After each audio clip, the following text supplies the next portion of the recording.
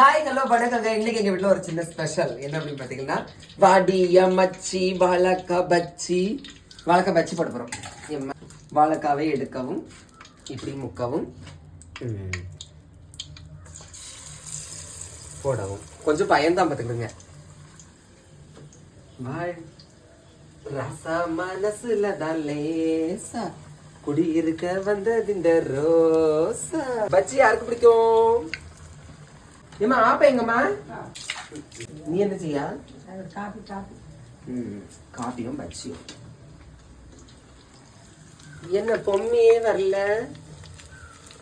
ஐயே மாவு கலக்கிறது சரியில்லையே.